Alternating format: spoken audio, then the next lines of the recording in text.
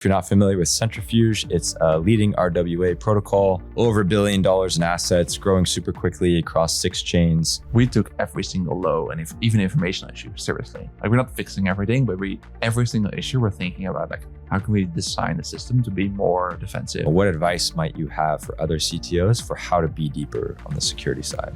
If you think about how do you build something securely, very often it comes down to like building something like that's simple, easy to understand. The bug bounty submissions with AI is going to be very interesting to watch over the next 6 to 12 months. So like any kind of cross-chain message that can send over multiple, which basically means that like only if all of them get hacked at the same time is our system and our users actually at risk.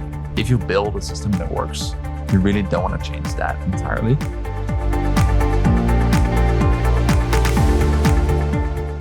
Cool. Thanks so much for joining. Today we have Jeroen Offerijns. Try to get that name correct. CTO of Centrifuge.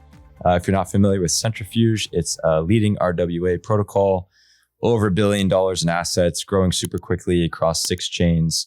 And they are currently hosting the RWA Summit, which is why we're able to chat in person. So great to have you, Jeroen, and thanks for joining. Yeah, thank you so much for having me, and excited to talk all things security and anything else. Awesome. Let's do it. Well, I always love to start by getting into your background, like how did you get into computers? How did you get into programming? Where did you grow up in the world? So if you want to start there and we can just kind of go into it. Yeah, absolutely. So I grew up in the Netherlands where as a pretty young age, I started kind of playing around with computers. I was about like 9, 10 years old.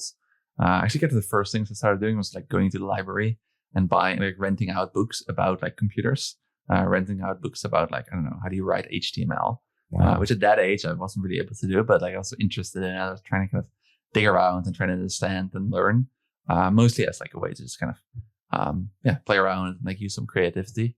And that was kind of the way I started, just kind of figuring things out and trying to start build stuff. And like, I think the very first like kind of programming I did, I was actually working with like Adobe and these kind of videos where you could like edit and like you could make like small games out of it. I think it was called Action Script, if I remember the name. Okay. And that was really fun. It was just pretty simple to get started. You could build like tangible stuff, really cool, really quickly. So that's kind of how I started. And then over the years, started like learning more and more programming languages, learning JavaScript and PHP at that time, and starting to like develop websites and so on. Nice. And so were you already in like computer science classes in, I guess we call it high school, but pre-uni grades, or was it in uni that you kind of started computer science? Yeah, so I did study computer science, but to be honest, I kind of learned programming mostly on my own already well before that. I think like I studied bachelor and master in computer science in Delft in the Netherlands, and that was very theoretical, which kind of was a nice compliment. But the reality is like I did kind of enjoy the practical side of it much more. So that's kind of also how I got into it. It's just like the thing I enjoyed was not necessarily the like technical part of writing codes, but more so kind of the output of it. It's like building something on your own and like getting something out there, getting something into the hands of people, and like that doing something, creating something new. That is really what excited me the most. And so that's how I kind of got started, how I learned most of this, and got there where I am now. Interesting. So undergrad and uni, computer science was a breeze since you knew a lot of it. And then you went into masters. Is that normal in the Netherlands to go into a master's program or? Yeah, I know it's a little bit different here in the US. In the Netherlands, it is very common. Generally, most people do bachelor's and master's as well. I actually did kind of a specialization called media technology, which was it was very interesting. It focused on like the overlap between media, creative art, that kind of stuff, as well as technology and computer science. So I did a lot of stuff with like hardware engineering, kind of creating artistic works using software and AI and so on. And that was really interesting. That was my bachelor's was like theoretical computer science, which was relatively easy, definitely off the programming courses. Well, of course, the really theoretical parts like the mathematics, it's not necessarily my thing. I think sometimes now I feel like I would have wished I spent more time on it because I think with especially the advent of AI, it is really interesting to have like a better fundamental understanding of some of the mathematics behind it. I never really got there. Yeah. Okay. Yeah. I saw in your portfolio a lot of real world kind of like engineering and a lot of AI going on. So what did you decide to do after your master's?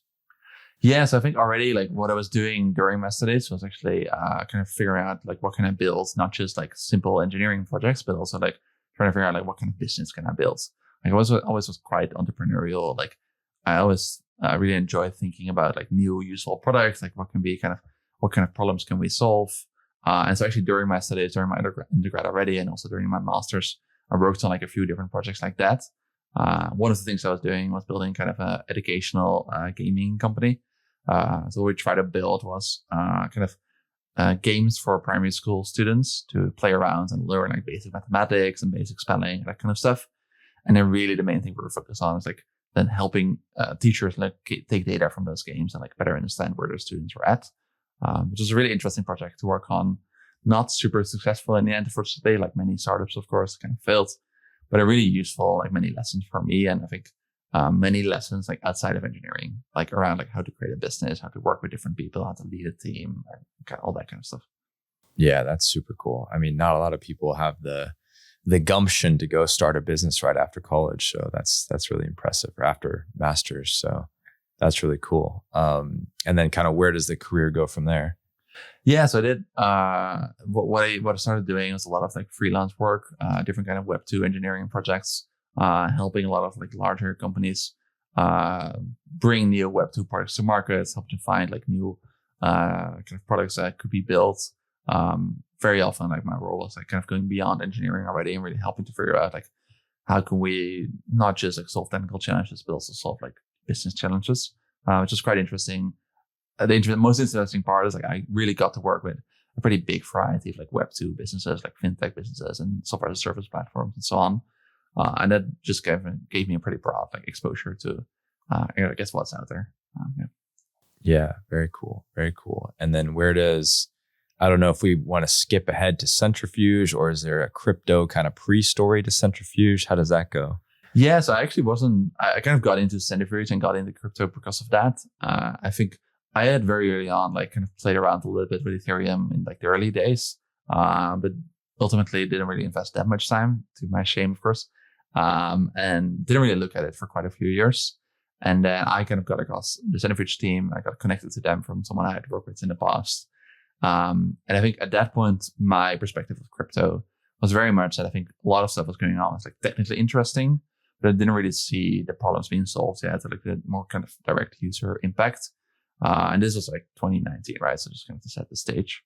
And so I came across the Centrifuge team, and I think the vision that was there around, ultimately back then, there was like the product vision was a little bit different from where it is now, but the long-term vision was very similar, which was around like bringing together this like technology of blockchain and crypto and Web3 with some of the, with traditional financial markets ultimately, and helping real world businesses actually leverage these technologies and become like go on chain basically. And I think that vision, nowadays, when we talk about this, like, I mean, we talk about the RWA Summit that we've just been at. It's kind of a pretty commonly accepted wisdom that tokenization and on-chain finance is where the market is going to move. In 2019, that was a pretty crazy idea. No one was really doing real world assets yet. Didn't really exist. And it was just very, very different stage. So I think there was a lot of like visionary, like thought leadership there. I got really excited about that. And that's kind of the way I got into crypto. So more from like, a problem that we wanted to solve, and then trying to work backwards from like how do we use the technology to get there. Right. Yeah, I completely agree. I think financialization is just such a huge piece of crypto, such a huge use case. So I think I saw you joined Centrifuge in like July of 2020.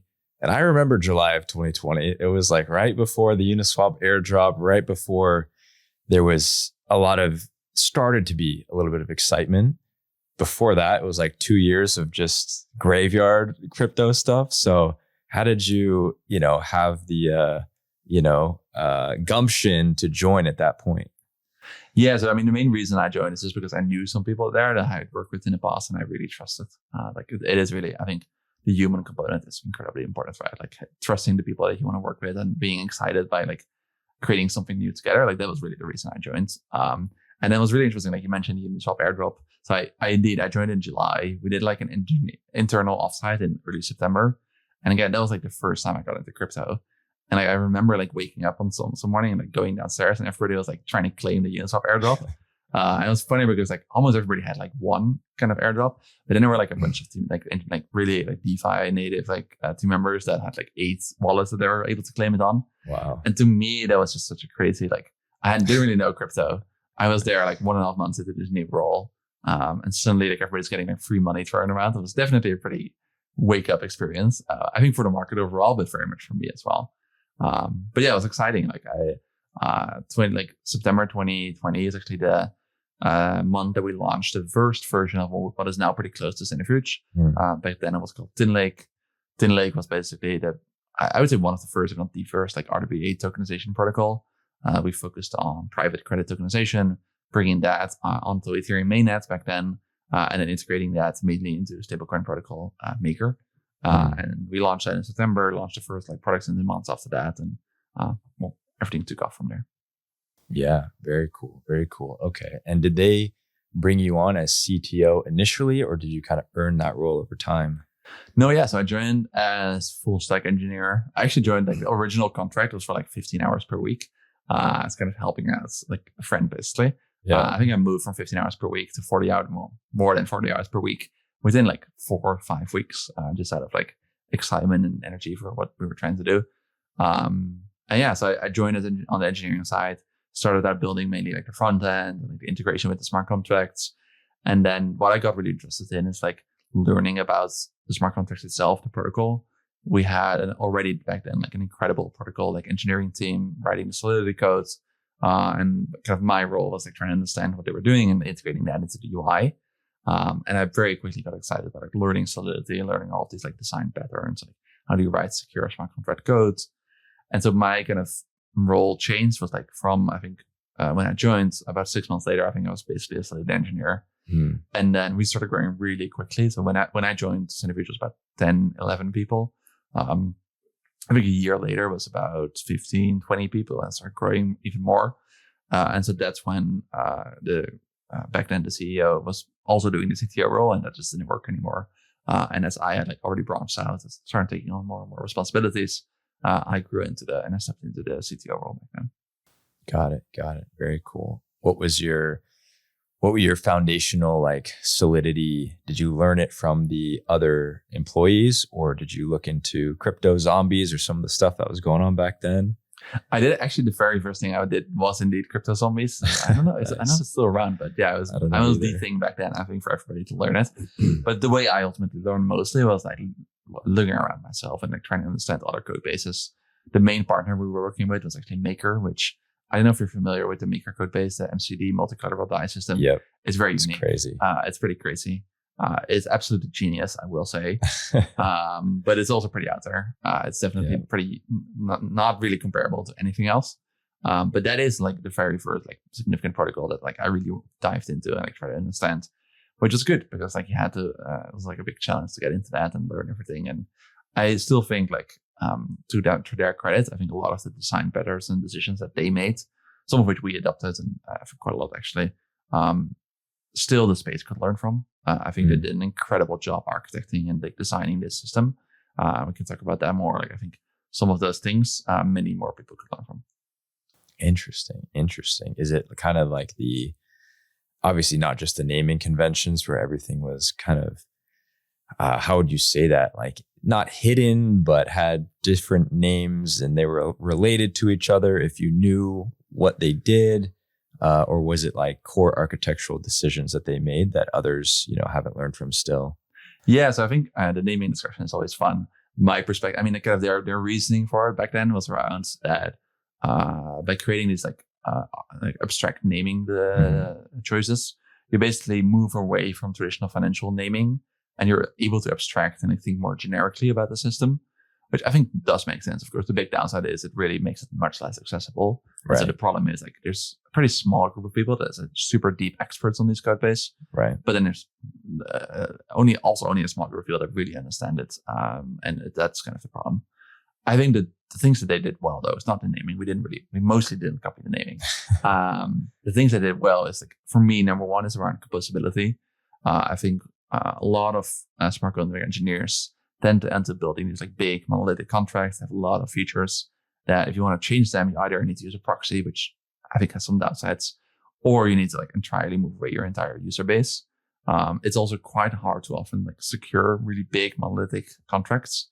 So I think like really thinking well and spending a lot of time on like the architecture of the system, finding out like how can you separate out different modules and how can you isolate functionalities in a way that it becomes easier to upgrade, it becomes easier to secure and verify and audit. I think it's something that did incredibly well. Like the perfect example of this is the core contract of the Maker system. It's called the VAT, the VAT contract. It's basically the accounting system, and it's still applicable for every single use case. And the way you can see this is like all of these other protocols, they've had like many major iterations in the last 6 years, right? Maker today still fundamentally at its core is the same set of like 10 different immutable contracts. And the fact that that is true means that it is something incredibly well, like when they designed this originally. Of course, they've extended it, they build on top of it, but the core is still the same. And that, from a security perspective, of course, is incredibly valuable because it has 6 years of Lindy, tens of billions of TVL, all of these people who looked at it. There is the ultimately like security is a probabilities game in my perspective. And the chances of there being like a security issue in those core contracts is as small as anything. Right. Yeah, because of Lindy, 6 years, billions of dollars in the protocol. There's plenty of incentive and time to hack it if you wanted to, if someone wanted to try. Okay, cool. I guess on that topic, moving to Centrifuge, you guys have been contributing in some ways to some core standards, you might say, in the space. Obviously, well, maybe not obviously, but there's an existing vault standard called ERC 4626. And you guys have created, or you were one of the main authors of a vault standard on top of that called 7540. Do you want to talk a little bit about like what the difference is between those two, maybe what ERC 4626 does first? Yeah, absolutely. So I think first, like what I would say is like, in my opinion, one of the biggest value propositions of blockchain technologies is around composability on public permissionless blockchains, because it ultimately creates more liquidity, creates more accessibility, and more kind of extensibility of like all of these different protocols being able to work together. Like it is the reason why I think DeFi is so successful is because of the ERC20, ERC 721 standards, helping every single asset, every single like fungible and non-fungible asset being integrated into all of these different use cases. Now, I think ERC 4626 was created, I think about 4 years ago by a group of people, including the original like Yearn team and Joey Santoro and some others. And really the reason like they try to design and build this standard was around how do you standardize yields and basically investments and redemptions into different yield products? Because back then, like you had all sorts of different protocols and like integrating those into new protocols just was basically a custom bespoke task every single time. Yeah, big and security so that risks. Really exactly, yeah. And it just is was an unsolved problem back then. And I think what made that standard successful, in my opinion, was really the community working together on it, like finding consensus with a broad like set of like industry participants. I think that's so critical because there's been a lot of standards. I mean, there's like over 8,000 at this point, like Ethereum draft standards or anywhere in the stages. But there's only like, if you think about the amount of like ERC standards on the application layer that really matter, there's like, you can count them on two hands basically, right? It's like ERC 20, 721, 1155, 4626, and just maybe a few others, but there's really not that many. And the reason is because the value of these standards just becomes exponential as the broader community like always supporting it. It just doesn't work if only a subset is using it. And so I think that's really what made ERC 4626 now into the standard, where it's over, I think, 15 billion TVL like protocols using it. I would say almost all the major like DeFi protocols have adopted it. Yeah. It's being integrated across like wallets and explorers and so on. And it's an unstoppable standard, I would say, right? That really is like showing the power of like composability. And I think it's also showing the problem that we still had at RWAs, right? So RWAs, real world assets, there's a big difference in those kind of assets. And it's not unique to them, but it's the biggest like significant difference is that buying and selling these kind of assets is almost never fully instant, right? So if you try and move USDC into a vault that's like DeFi assets, you can just do it in a single atomic transaction. For RWAs, right? Like let's say you have a token that represents T-bills, like treasury bills in the US. You can't just instantly buy that because you send them USDC. Then what the issuer actually needs to do is like off-ramp that USDC to USD, send the funds to their broker, trigger a transaction to purchase the T-bills, wait until that's finalized, get the updated NAV, the price from the fund administrator, update that price on chain, and then finally like give them actually the shares at the correct price. Right. So that's like a few hours at best case scenario. Right. There's ways you can abstract that away. Like for example, you can create secondary markets, right? Like where people can buy and sell these tokens. But that is a huge hurdle for assets, right? Because you need to get market makers to provide this liquidity. You're going to lose some money on that. So it just doesn't really scale well to creating the future of finance. And so that's what we try to solve with ERC-7540, which was take the legacy of 4626, build on those, I think, pretty proven foundation, but then adopt it for basically asynchronous use cases. So products where you can buy and sell, but it's not instant. And so we try to stay pretty close to the 4626 standard to make it relatively easy to support this as well. Work together with a group of people, including the Superform team, who are leading the what used to be called the 4626 Alliance, but now actually renamed or rebranded just a few days ago to the Tokenized Vault Foundation. Then there's Joey Centura, who was also involved in 4626 and originally from the FEI protocol, and also Maple Finance, which I think just I would call out like they're a competitor to Centrifuge in many ways, right? Obviously, slightly different subset of the market, but very much like building towards a similar vision. And that was really interesting, right? Because you're working together on like solving for the same problems. And I think that made the standard much more valuable. And yeah, that standard has now been finalized for over a year, I think. It's been adopted by quite a few major protocols, like Co-Finance is using it, USD AI is using it, Superform is using it. We together with Maker, they integrated it for allocating to different RWAs. So the adoption is growing quite quickly, and that's pretty cool to see.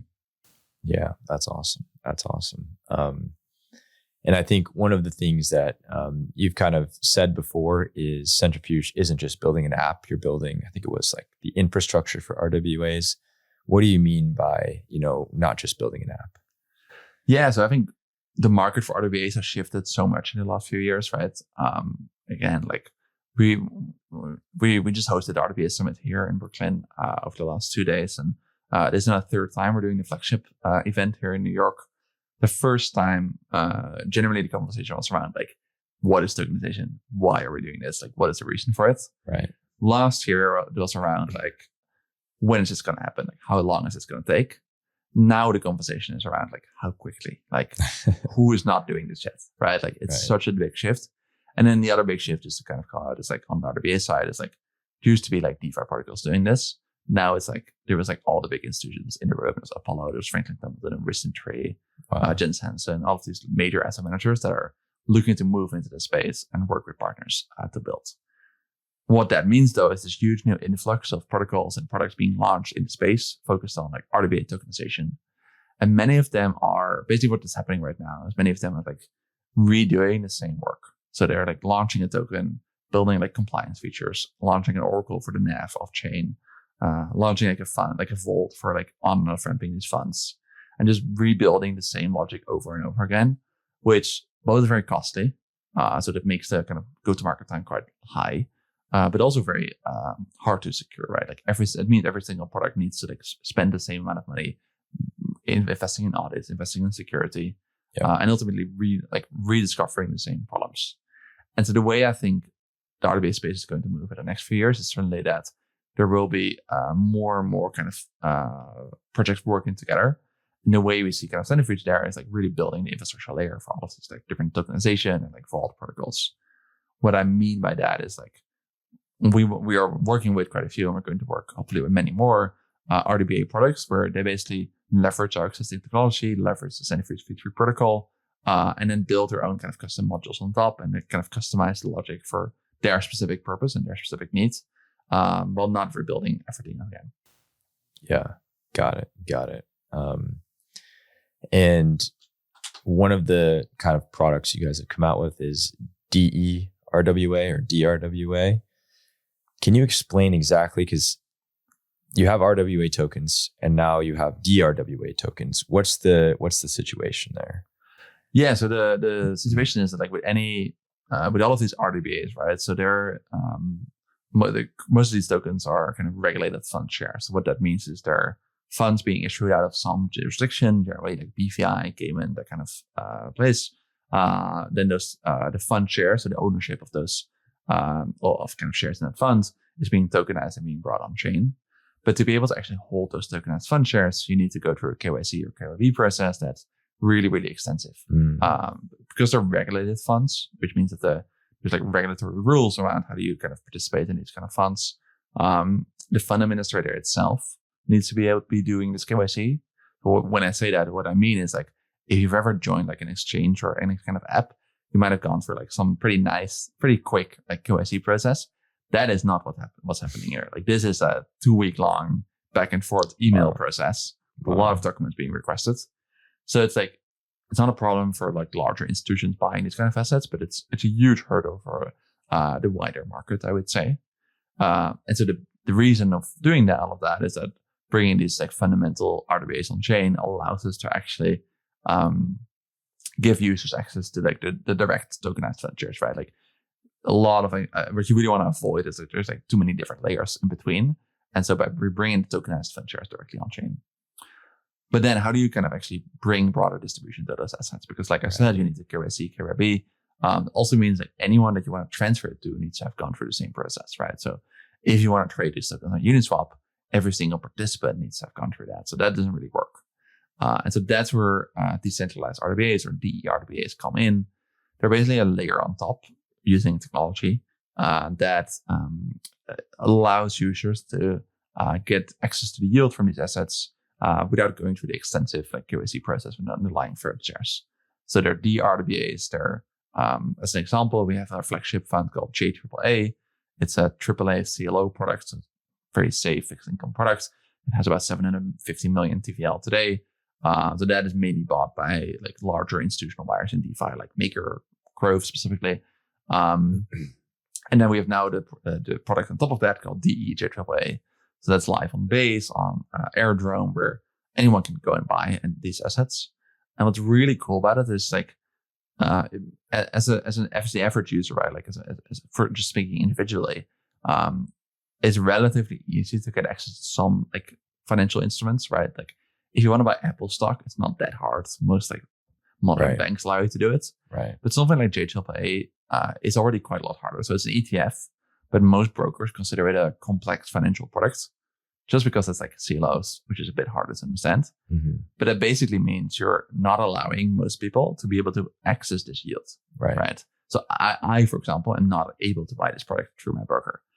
Whereas like now I can just go to airdrop and like swap some USDC into this. So it is really a big like step up in like accessibility for our financial instruments. And we actually just yesterday announced a new product together with Apollo, launching a private credit fund. And this is another example, like getting access to these instruments in TradFi today is quite difficult. And one of the big reasons I think we're all doing this is to ultimately allow anyone to access the same products as everybody. Yeah, that's super interesting. It's so funny. So many of these things, because Sherlock has been in kind of the insurance space in some ways through smart contract insurance. So you can't use 4626 with that because there has to be a delay from when people want to take out their money if something bad happened like really recently. And then similarly with Nexus Mutual, they have NXM and WNXM, which is kind of similar to what you just described, where NXM, you have to be KYC and be part of their like little group. And then WNXM is kind of the free floating, anybody can buy it on an exchange or a DEX kind of thing. So that all makes a lot of sense. And it's very cool that you guys are kind of productizing that and making it easy for institutions to plug into. I'm curious, at the RWA Summit this year, you said a lot of these institutions were there in the room and they are, talking about how fast they can get into it. Is that really the narrative right now, or are they kind of waiting on some regulatory things? I think the US still has to come out with certain regulatory things. Where are they at? Are they trying to just onboard as quickly as possible? Yeah, I think like most of the conversation we're having, like if you compare it to about a year ago, I think most of it was right. Like, should we be doing a POC in this market? Should we be trying to play around? Should we launch like a pilot? Which obviously wasn't that interesting to us either. Now most of the conversations we're having are around like, where do you see demand? Like, how can we launch something that's useful? Like, how can we get something into the markets? I just talked to a major asset manager yesterday, and they are talking about like setting up new teams focused on tokenization, trying to see how they can change the organization to move with this like new wave. I think almost universally there's been a huge shift around like clear agreements that this is going to be the future of finance.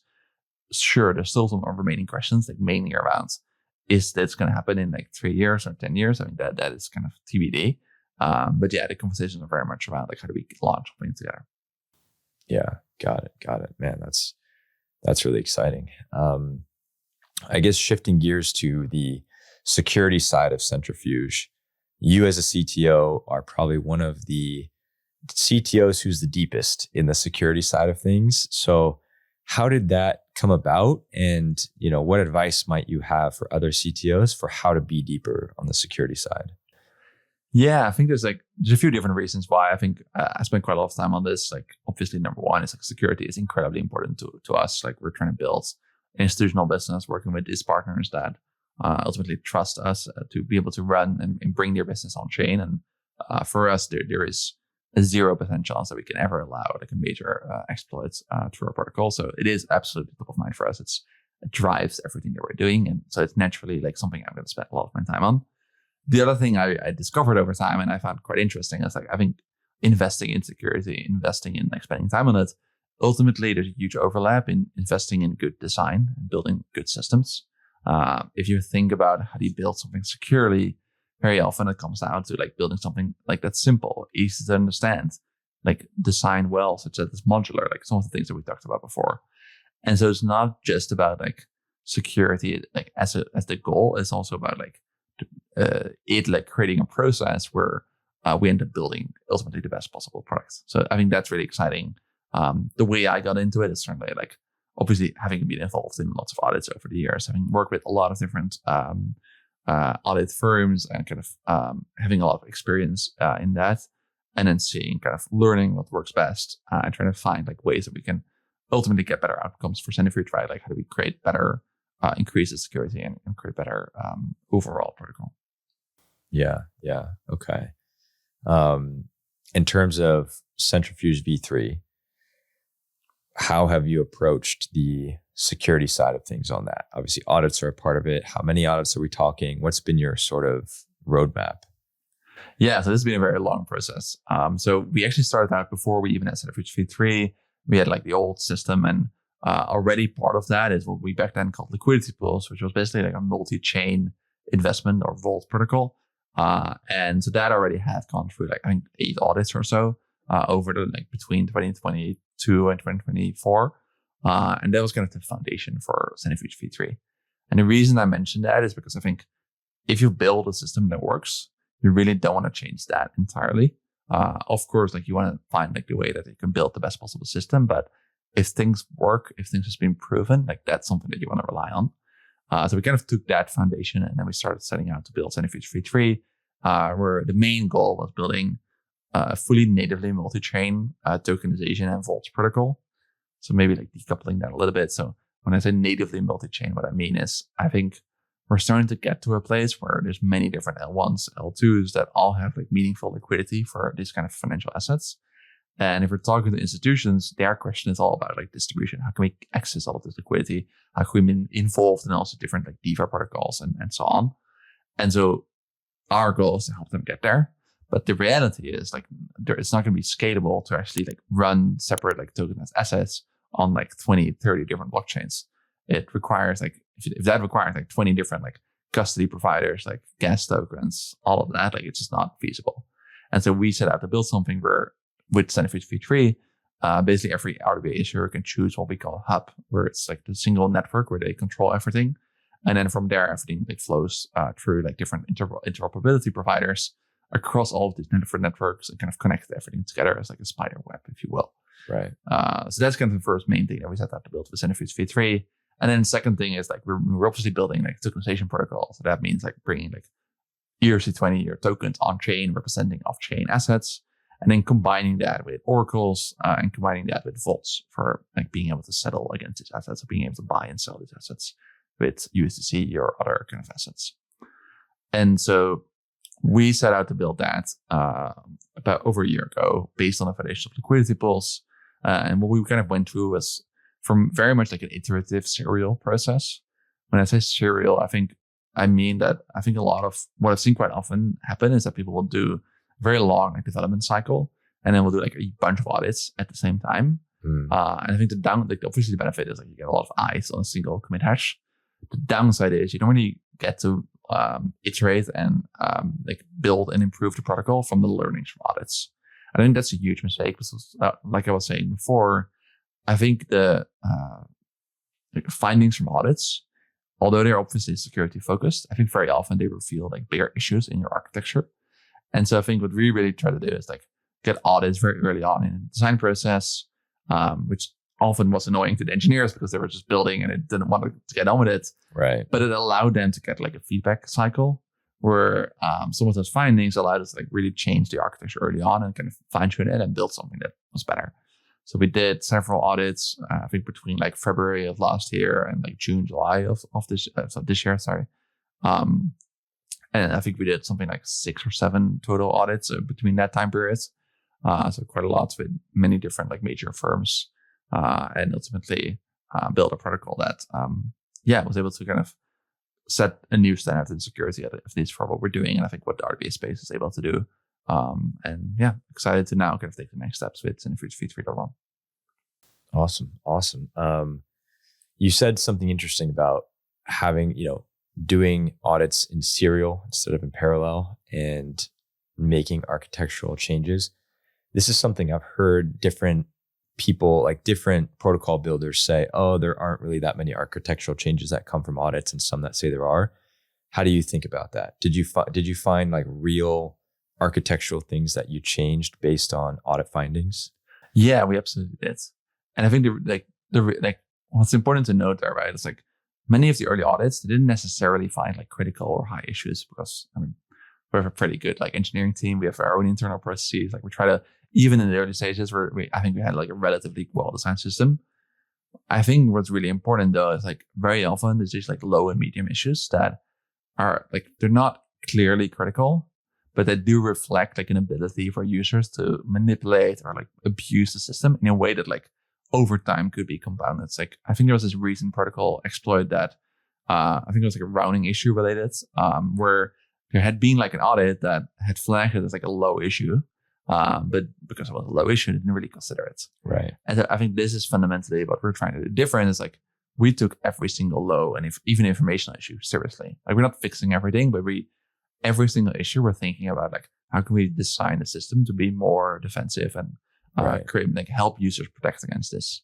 And so even just trying to like remove foot guns, like remove like easy ways to kind of make mistakes, I think it's been valuable. And so absolutely, like we made major architectural changes early on in the process. Got it. Interesting. Yeah, the lows are interesting because by themselves, they're low severity and you can't do much. But if you can chain like 4 or 5 lows together, all of a sudden you can get to critical sometimes. So yeah, it's very interesting around the decision-making of do you change those or not? Yeah, and it's obviously like it can sometimes be frustrating because like you've already invested in audits and then you're changing everything and you basically need to re-audit, right? And that's frustrating for developers and auditors. But I think if you're building a complex protocol that has some new primitives, when I say new primitives, I mean like a new design, something that has really been done before, I think you need to. I think it's kind of inevitable. Yeah. And I guess once you do those audits in serial, then at the end you want to do something bigger. And maybe a small plug for Sherlock. You're doing an audit contest with Sherlock on October 20th. Why is audit contest the right thing to do at the end of that chain? Yeah, so what we're thinking about and kind of the way we see like the next step for Centrifuge is around, like I was talking about like the infrastructure provider for kind of these different like tokenized protocols. Like our main goal with Centrifuge V3.1, which is the next big release and what we're doing in competition for, is ultimately building a fully immutable protocol that anyone can use and rely on as like a modular foundation. There's a lot of buzzwords there, but the point is like when I say immutable, what I mean is like I want all of these smart contracts to be able to build on top of it and to be able to rely on these foundations and trust that all of them work 100% all of the time. And then when I say modular, I mean that it should be easy to customize and like change, and there should be a lot of flexibility. And that's really the goal set. What we kind of did is we obviously launched V3 with all of its audits, but still in a like somewhat permissioned scope. So we're not allowing like every single action in the system effectively. And that allowed us to like learn and iterate and kind of see what works and what maybe doesn't work. And now with V3.1, we're kind of changing some of those kind of smaller things, not doing big architectural redesigns anymore, of course, but still like changing some things that do kind of matter. And then setting out to like ultimately basically finalize the core of Centrifuge V3. Like we, after this code competition, like the way I see it is like, we've done all these audits, we've done like a lot of other steps that we can talk about. And I think a code competition is absolutely the best step to, as like the final step before the release of, especially an immutable protocol, where you know that like, even if you have a bug bounty program, right? If you find an issue in a bug bounty program when it's already live and the protocol is immutable, you have an issue anyways, right? So you really want to try and avoid that at all costs. And I think that's where code competitions in general, but especially like the way we're doing it together with Sherlock, is absolutely like the final step and the way to go. Yeah, awesome. And what are some of those other steps you're taking in terms of, you mentioned bug bounties, you mentioned some audits, are there other things that are on your radar? Yeah, so I think there's quite a lot of other like options you can consider. One that's more recent, of course, is looking at AI audits. I think that's something that I was pretty skeptical of for quite a long time. And I think even 3 months ago, I'm not sure, I didn't really see that good results from. But in the last like month or so, it's just changed fundamentally. There's so many new like companies offering this kind of service, and it really is like creating a lot of additional value in terms of like integrating AI into your like day-to-day development cycle, having a check every single commit that you're doing, every single PR that you're merging, and just finding like these issues even earlier and even faster. The main benefit I see is not even the issues it finds, because I think most of the time the issues that it finds is like things that human auditors would also be able to find. But it's the fact that the human auditor can then spend its time on more intricate and more complex and more custom like issues. Right. That's really the value, right? Like the value that the human auditor doesn't need to waste its time on all of this small like stuff. So that's really cool. And I would definitely recommend every single like team to like start investing and like start using AI audit services. The other thing that I think is really interesting that I still think is, well, in the last like 6 to 9 months, it's become more and more common, but still is pretty underutilized in my opinion, is around like invariant testing. I think this is invariant testing is basically a practice where you use a fuzzer like Echidna or Medusa, and basically write a series of both handlers. So basically like how do you use the system, as well as invariants. So what kind of rules exist around the system. And then your defuzzer is kind of trying to break those rules. And what's really interesting about it is especially with a more complicated system like Centrifuge, is it basically allows it to find issues that are incredibly hard to find for a human auditor, because very often there's these exploits that are possible that are like many series of like actions kind of chained together. A perfect example of this is rounding issues. Rounding issues very often like, well, it used to be, right? You can just say, oh, just round in favor of the system, and then it always works and you're always safe. I think that used to be the case with like simple protocols, and generally like when people weren't able to like exploit these as much. But nowadays, very often, like there might be like very intricate details around this, right? Like maybe, yes, by rounding in favor of the system, you could still like manipulate some state of the system. And then by like doing something else together in parallel to that, you can ultimately like exploit something else. And that is so incredibly hard to reason about and find as a human. Ultimately, I just don't think it's something we're good at. And is what like these fuzzers are incredibly good at. And like we worked a lot with a team called Recon and Alex, who have been building a lot of tooling around this. And because running these fuzzers, developing these invariant test code bases is pretty specialized and it's quite a lot of work.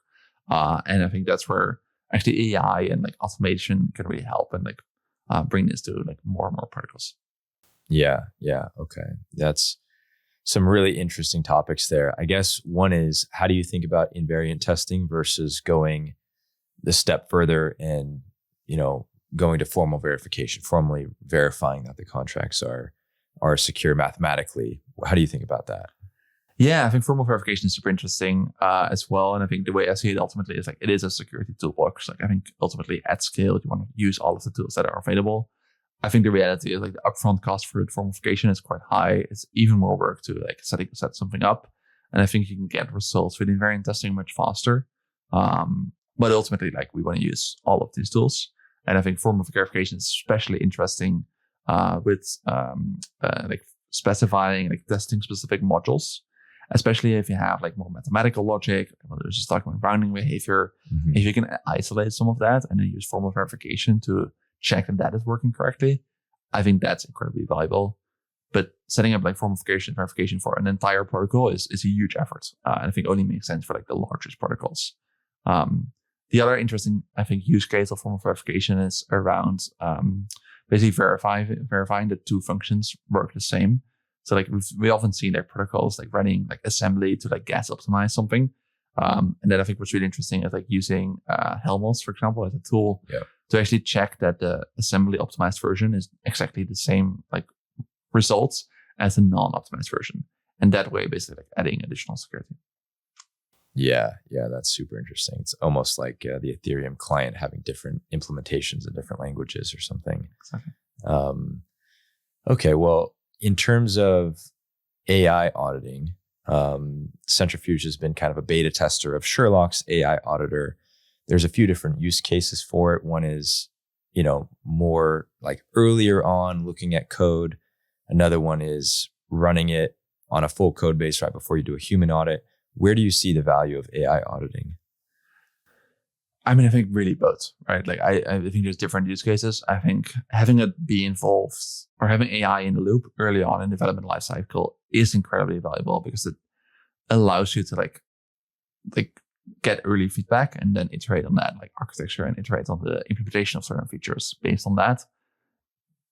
But then I think also like as you work up to like human audits and like bigger investments in like your security, doing these like bigger runs with AI agents and like really exploring all different paths help to like rule out all of these like smaller issues and help to like make more of the human audits.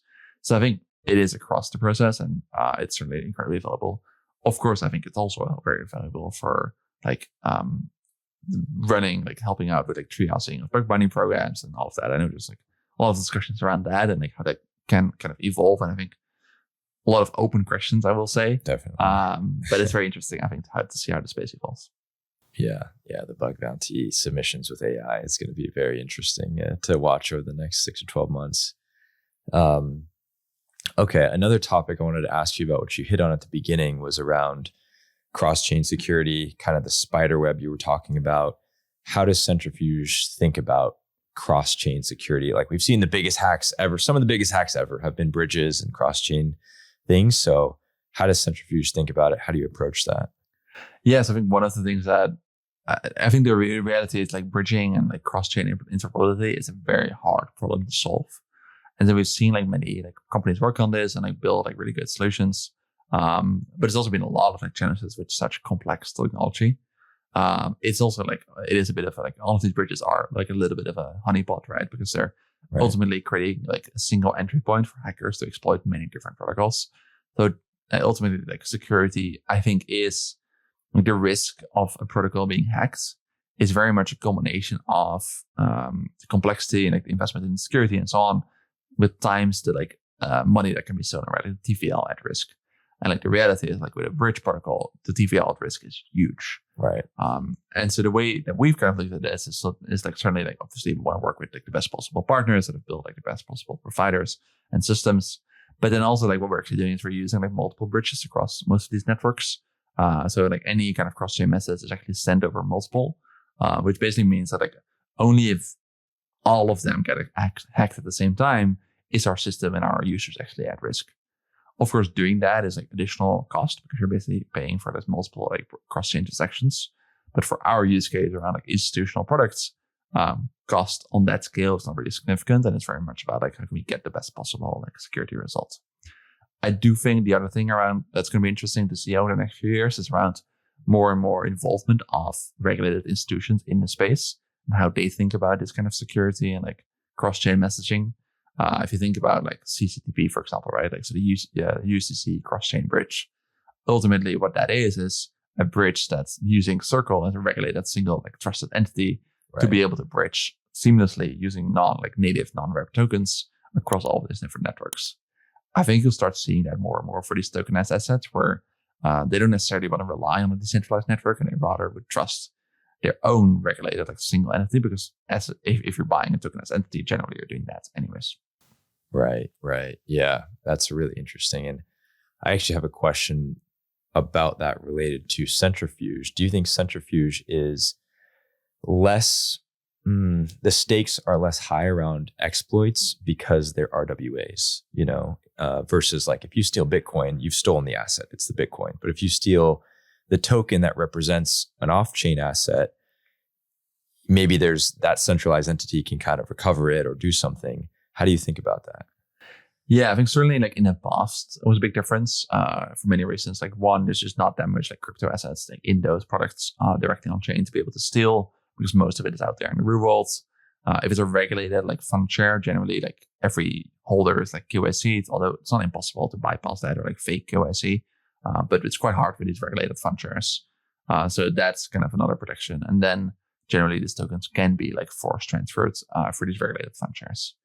But I don't think that's going to be the case anymore in the next, like pretty soon, because we start seeing these like new different like RWA products. So like we just talked about DE-RWAs, which are decentralized like RWAs, and those are like much easier to access, much easier to transfer. There's generally secondary liquidity on like DEXs. And so if you're able to like exploit and like hold those tokens, you generally can actually off ramp into USD, whatever. Right. So I think that's just not going to remain as the way it is. I also think the stakes are much higher. If a DeFi protocol gets hacked with like DeFi native users, not great, of course. Like it generally is quite something that like has a big impact on like the trust that people have in the system. But very often, like you've seen many examples of protocols like recovering from that and like rebuilding trust and like growing again. I don't think that's an option with tokenized assets. I think if you're the only way we're going to grow tokenization beyond the billions and into the trillions, if institutions have 100% faith in this being the ledger of truth that they can rely on. And we get there by building security practices that are going way beyond what's the minimum that's required. Got it. Okay, so it's not that RWA that your industry or your sector has an advantage because security is less of an issue. It's actually a bigger issue and a bigger priority potentially. I would say so. Yeah, absolutely. Yeah. Interesting. And I guess in terms of, we just talked about AI, how it's going to affect bug bounties and that sort of thing, and some security pieces. But how do you see AI impacting Centrifuge, if at all, in the RWA space? Yeah, I think like certainly like we're obviously using AI across the team to help kind of work better. Of course, like on the like marketing side and so on. Also, like more and more on the engineering side, I think it's really interesting to see AI like code review getting really valuable. Obviously, like AI agents helping with engineering, like on like Cloud Code and so on, is really getting so much better. It's actually nice. Like I personally, as a CTO, don't have that much time to do coding anymore, but I occasionally do have time to tell Cloud Code what to do, which is quite nice. I can just tell the AI agents like how to do stuff, and it's very similar to like working with a junior engineer and just giving them feedback on like how they should be doing it. So that's been interesting. Yeah, and I think like if you look at like the broader like RWA space, I think certainly like you'll start to see more and more like products that are in some way like involved in AI, like maybe financing AI cash flows. I think that's what USD AI is doing, which is really interesting. I also think like longer term, you start to see more and more involvement of AI and like underwriting real assets, right? So if you have private credit or like more niche like on-chain loan origination, that kind of stuff, you ultimately need to price those assets and like define like risk. I think that's something that really AI could be like a big tool in as well. Got it. Are you, Brian Armstrong at Coinbase kind of said, hey, we're mandating that developers use AI and we have like 40% of our code written by AI. We want to move it to 50%. Are you one of those CTOs who's mandating the use of AI, or how do you think about it? No, absolutely not. I think, right, like ultimately what's incredibly important for engineers is to have trust in their ability to make the right decisions. I don't think setting a like objective metric is necessarily the best way to get there, but I do think finding a way that like within the right team culture that you're like helping your team members like use these kind of tools is obviously important and is kind of critical. I also think it is really very different depending on like the business, right? So, or depending on the team, right? Like it's quite different if you're writing like front-end code versus like Solidity codes versus maybe DevOps codes. So that really depends on like how do you use AI. And so I think it's very much like helping everybody like figure out what's the best use of AI within their kind of specialization. Got it. This is a little bit of a tangent, but do you think that AIs will be good enough at writing code like languages like Solidity, where it's much more niche than JavaScript? Do you see, Centrifuge using a product like that internally that writes Solidity code? Or do you think kind of like, man, the stakes are high, it's too niche, it's never going to happen? I mean, I think like vibe coding smart contracts with AI and not having a human in the loop at all is absolutely a terrible idea. Like we will have many hacks. So maybe if you want to make some money as a white hat hacker, it's a good idea, but otherwise I wouldn't recommend it. But like that doesn't mean that like it's not valuable if you use the right way, right? So I know, for example, like in our protocol engineering team, we're using AI quite a lot to like help develop like unit tests for Solidity codes. And I think that's where like it's a much more iterative process. The human, the engineer can basically like lay out what's needed, what's expected, what the like requirements are. And then the AI agent can really help like execute on that. I think that's incredibly valuable and that just makes sense. And like, I don't even think it's going to be good enough. Like it is already helpful there, very much so. On the like actual smart contract level, I think it can help like bootstrap and like iterate. But ultimately, I think the main design decisions need to be made still by like senior, capable engineers that kind of understand the space, understand the problem that's being solved and so on. Do I think that's going to be the case forever? Probably not. I think the kind of, I do think like AI agents will be getting better and better and more expensive. And they will be able to take over more and more work and ultimately will basically augment humans even more. Got it. And in terms of like, you said at the beginning, you started out at Centrifuge working, 15 hours a week or a month. And now with AI, a lot of those junior developer roles maybe are going away a little bit to some extent. How would you, guide somebody who wants to become the CTO of a major protocol like Centrifuge if they were starting out today? Yeah, I think what's going to shift, right, is like, I think what we've seen is, right, like AI is able to help like execute on its like repeatable tasks and execute on someone else's vision. And I do think that's going to like reduce the role of junior engineers, which I think is going to be a bit of a problem for career advancement in general and like helping people like learn some of these skills that senior engineers have already acquired. So I do think that is a bit of a problem that needs to be solved. But if you think about like someone growing into a role like CTO, like the reason I think I managed to kind of get into that and the way I kind of got to where I am today, it's really not because of my technical skills. Like I'll say I'm like a pretty decent engineer. I can write code and I can help like design our architecture. But the main reason I'm successful is around like building like an understanding of a product, understanding our user, understanding kind of everything from a business standpoint. And I think that's something that's so often like underestimated by many more junior engineers. It is very much about how do you create value for the wider like protocol or platform, whatever you're working for. How do you help achieve like new goals? How do you help create new products that really solve problems for users, right? Because if you're just building something that is only helping you, it's not really accomplishing anything. And I think that will be exponentially true with AI because of the reasons like we just talked about, right? Like AI will be able to execute, like it can given tasks and it can kind of do that. But I think like having that wider understanding, like finding out like how to build products for the right user, I think it's a much harder problem to get to, and it's not going to be automated by AI anytime soon. Got it. Yeah, that's a great point. I mean, as the CEO of Sherlock, there's all these problems and all these things we need to solve. And, I see these kids trying to get into these very structured junior developer roles. And it's like, well, there's a disconnect here because we can do some of that stuff in code, but we have all these problems that we can't do with code, with AI, that are related to code.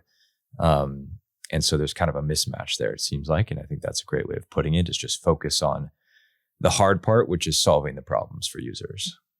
And therefore solving the problems that companies like Sherlock or Centrifuge have in helping their users. One question I always like to ask, what is your most controversial opinion in the Web3 security space? Yeah, I think I do think like we kind of talked about it a little bit already, but I think the like serial versus like parallel audits discussion was certainly, I think, a big one. I think it is very common to see like parallel audits, and I think there's arguments in favor of it, of course, but I think that's really like one opinion that I hold pretty strongly that I don't think is the right approach, and I think it needs to be like reconsidered. Yeah, that's a good one. I could see maybe 4 or 5 years ago when you couldn't necessarily trust certain audit firms, you wanted to have some, more than one eyes on that last commit hash, like you were saying. I could see that. Now, security researchers are just so much better. They're battle hardened, and you have audit contests where you can get 400 in parallel when you need the parallel kind of view. So yeah, I think more people are coming around to that, but it is still controversial. Yeah. Maybe the other one I will add, if you allow me to, is still around. Like I do think we kind of talked in the beginning about like best practices from the Maker code base. In my opinion, using upgradable proxies is still such a huge risk for security. Of course, like it is a little bit like 2 years ago, this would have been incredibly controversial because all the major protocols were kind of using upgradable proxies. Now I think it's becoming a little bit more established, although I think many people still would disagree with me. But the problem with upgradable proxies ultimately is just that it kind of creates this level of abstraction that's really hard to understand, really hard to follow. Yeah. You've seen so many like problems, not just around hacks itself, but also around just people losing access, losing money because they, forgot to like ensure that when it is an upgrade, the storage mappings are correct. Like those kind of things are really, really hard to get right. And I also think like if you think about like simplicity and like long-term value around like LIMI of these kind of contracts, having immutable contracts is just so much better. Got it. I'm actually not familiar with Centrifuge V3 and 3.1. How have you thought about immutability with those? Yeah, so our goal is really to build a very modular protocol. And the reason that matters for immutability is because if it's modular at the core, you can easily extend it on higher levels, and you can basically modify and change like business functionality over time. So our goal is like build this kind of small subset of core contracts that are fully immutable, that we're never planning to change, similar to like core contracts of Maker, and then build all the systems on top that are kind of pluggable and customizable and can be upgraded and like changed over time. So that's kind of the kind of approach that we're taking, and all of these contracts are to be deployed like fully immutable on like EVM chains. Wow. So is that core set of immutable contracts going to last? Is the plan to keep those forever then? It's a very good question. I think, right, like ultimately the question is like, how many assumptions have we baked into the core contracts, right? Like, and how many of those might be wrong, right. Or how many of those might be maybe not necessarily wrong, but just limiting for long-term like use cases. I think it's pretty generic, especially with the new release with V3.1, and I wouldn't be surprised if they last for quite a long time. Yeah, that's awesome. We're certainly not planning to build V4 anytime soon. Our goal is like get V3.1 out there, make that as reusable as possible and like as secure as possible, and then build all of these kind of use cases on top of that. Right, 3.2, 3.3, and onward. Exactly. Yeah, makes sense. Cool. Well, I know we're kind of up on time here. Last question I like to ask is, what's new for Centrifuge in the future? What's exciting? What are you personally excited about? Yeah, so I think like there's a lot of stuff going on. I'm really excited about like the RWA space in broadly, like right now. Obviously, like not just Centrifuge, but also like some of the other like companies, some of the other projects launching. It's just really cool to see all of the momentum. Specifically the Centrifuge, like some of the things that we're doing is we're soon launching the first natively tokenized S&P 500 fund together with S&P itself, which is really exciting. That's and awesome. Really bringing such an amazing like financial product to all of the like DeFi users. I think that's really cool. We're also launching a private credit fund together with Apollo, which is announced yesterday, which is just a very different kind of asset from a risk return perspective, which is really interesting for like other kinds of use cases. So I think that's really exciting. And then combining that with launching DE-RWAs that really enable distribution for these assets across like different blockchains. Fundamentally, though, I think what's most interesting is then like taking Centrifuge V3, iterating to what we call Centrifuge V3.1, which is being audited with Sherlock, and then helping other builders leverage those technologies and leverage that protocol. We're talking and working with quite a few RWA projects right now that are basically using that as infrastructure and like helping them go to market faster and like build better products. And I think that's a really exciting next step, not just for us, but for the industry overall and like the RWA space, because it means that we're kind of maturing and like we're starting to like rally around these like best practices, and we're focused on not just like building cool technology, but like really focused on like solving real world user problems. Awesome. Well, a lot of exciting things in there. Some things I would love to talk even more about, but really appreciate you taking the time, and I'm glad we could do this in person. Yeah, this was an amazing chat, and thanks you so much for having me. And for every security researcher listening, I'm excited to have you guys participate in the Sherlock competition. Yeah, that should be great. That's very exciting. Well, thanks a lot, Jeroen. Appreciate the time. Yeah, thank you so much.